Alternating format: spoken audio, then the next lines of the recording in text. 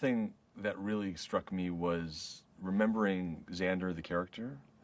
He was sort of a rebel who became a patriot, right? And I thought, oh wow, what an interesting thing to sort of revisit. Okay, you have this sort of rebel who is this really unique individual, but at the same time had this sort of sense of patriotism that he sort of gathered over the course of the first film. For me now, to revisit something like that in today's day and age, 15 or 14 years later, that was really exciting to me. And I thought that is something that was the one thing that I really grabbed onto, because I thought if there's any kind of message in this movie, it's about individualism, and you can still be a unique individual, but at the same time, you can still be a patriot. You don't have to conform to what society says you need to be.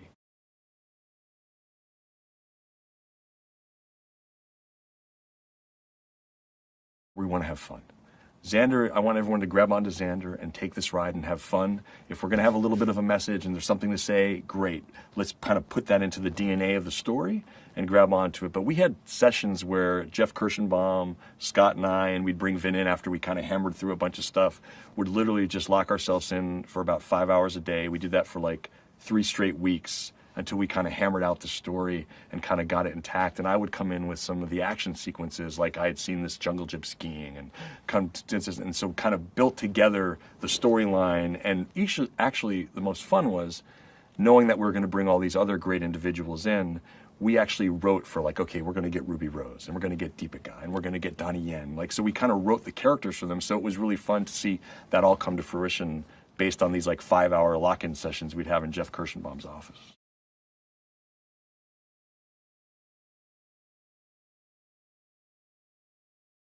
Vin is Xander Cage, and I think the one thing when I first met with Vin and we talked about this was, I told him the thing I loved about Xander was like, I get to see you smile, I get to see you have fun, and I think for me that would be really important to bring that out. And so along the lines, we just sort of, Vin would be in there in the story meetings. I tried to show him some concepts and some drawings and some storyboards and kind of whipping out the stories, and he was really, really intricate. He was really interested. Vin was really interested in really sort of telling about where Xander was, why he was hiding out, how that all sort of, where he's been over all the course of these years, where I was more interested in saying, like, it's great for you to know that as an actor, but I think to reintroduce Xander to a new audience, we should have just enough in there so the people that are true fans of the Xander Cage, you know, the franchise, can understand where you've been. But the new audience members can come to this and see this as a completely new thing. So he was really good as a partner in saying, like, this is what people remember, this is what people love, this is what we did in the first movie. And then I would be kind of on the outside of that and counter him and say, okay, great, so let's take this and put it here. So it was a really fun collaboration working with that. So Vin was very, you know, as far as hiring Russell Carpenter, the cinematographer, and I was always keeping Vin up to date with what I wanted to do. And he was also, as a partner, very supportive.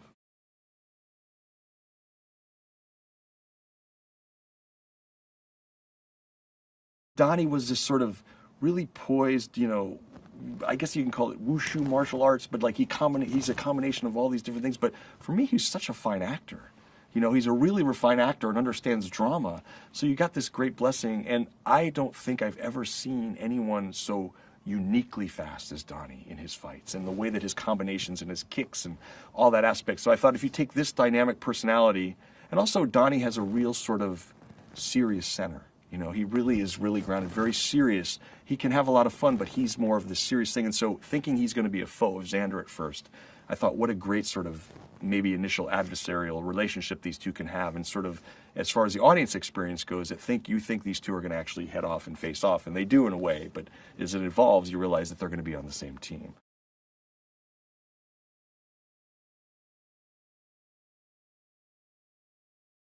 I had seen an audition that she had done with Vin for one of the Fast movies a couple of years back when I was looking at her for something else, so her agent had sent me over. So I remembered her and called Vin and said, how about Deepika? And he was like, that was one of the best sort of readings I ever had with somebody in chemistry-wise. So we reached out to her, and which is done. Anyway, she's just so, I can't even describe her because she's just so like incredibly graceful, really strong, has a great dramatic flair, and the training that she put herself through for the physicality of what Serena Unger, you know, required was really, really interesting to me because she's such a huge star in India, and to make this commitment to us was exciting.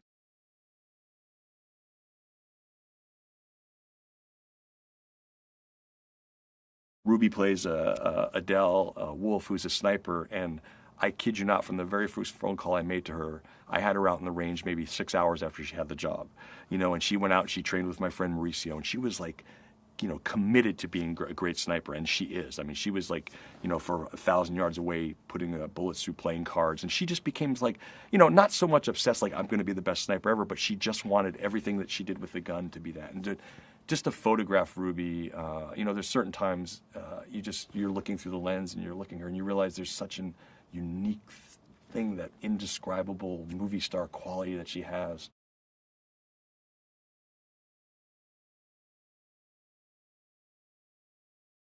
When I was casting the movie and I saw that Nina was coming in, I thought, oh, well, she's reading for Serena, right? And they're like, oh, no, she wants to read for Becky. And, my initial instinct was, well, that would be really interesting. And when she came in, I realized, because I had never met Nina before, her personality is like, she's got a great comedic timing and she's a lot of fun, and she has this like life energy that sort of like emits throughout the room, and you can see it in her friends and everyone that she is. And so to bring that into Becky and to sort of take sort of our cue, take Becky, who is our cue, and sort of see all this technology and have her be the one that kind of gives everyone what they do, but also being sort of dynamic and sexy and a little bit dangerous, and someone who wants to maybe go out in the field but hasn't, to use all that energy, and Nina captured that so well. Obviously, to make a long story short, when I saw her in the casting, it sort of opened up my idea of who Becky could be, and Nina was just like, to me, I can't imagine having anyone else play Becky but her.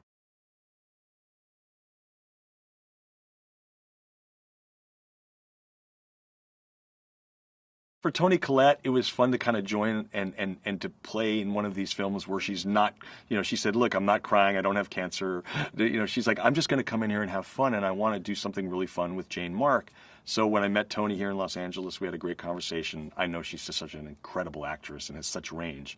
And then we sort of put together who we thought Jane Mark was and how she can portray her and have fun. And it's such a blessing, because Toni is just one of those actresses where you literally take one, take two, can just move on. Yeah, and you, as a director, you kind of scratch your head. You're like, I got to tell her something, right? I got to direct her in some way, because she's just so solid and so good.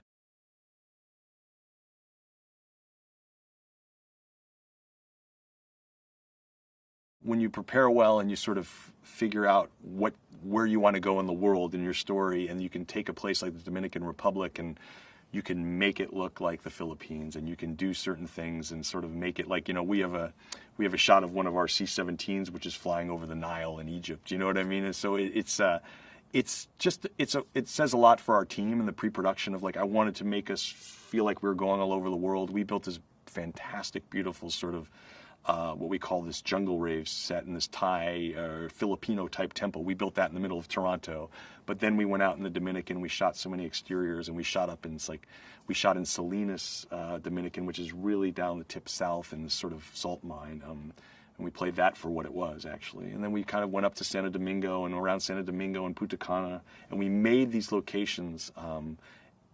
We made these locations work for us, and made us feel like we were going all over the world. And one of my favorite locations is where we did a longboard sequence, which was in the hills of Navarrete, where real longboarders go and take that ride down that long hill in Navarrete. And that was a real fun experience, because just bringing our crew and cameras and seeing a helicopter land up there, it was like the first time some of these great villagers had seen that. And I fell so in love with that community that when you see the sequence in the movie, half the community is in the movie as he's longboarding down that hill. I'm like, you're in the movie, you're in the movie, you're in the movie. And it was great. So that communal feel that Xander had in the story was also the communal feel that we had as a crew visiting.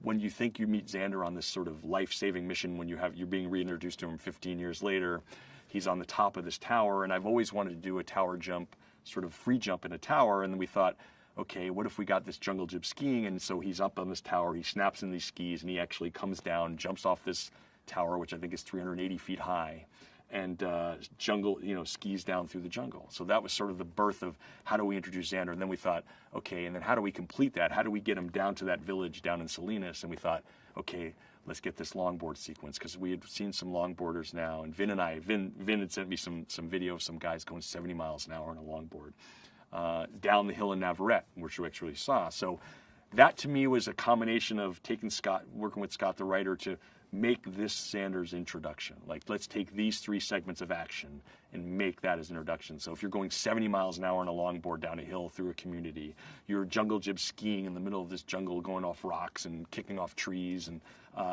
what better way to introduce a character? And again, it's action that you're slightly familiar with as an audience member. You're familiar with the action, but you're not familiar with the settings that these actions are taking place in.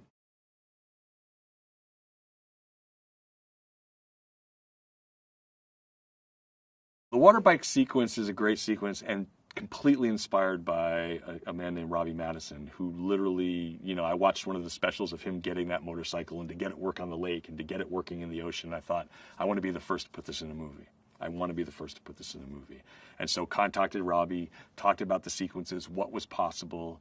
And it's interesting because I thought, with the power we have as movie makers, we'll be able to back up Robbie and we'll get 8 bikes and we'll do this thing. And I will tell you, as you've seen from behind the scenes, bikes were sinking and things were happening. But the great news is, like, all of these sequences, like, it's possible that these things can happen. And that was really important. So that's why we try to do as much practical as we possibly could.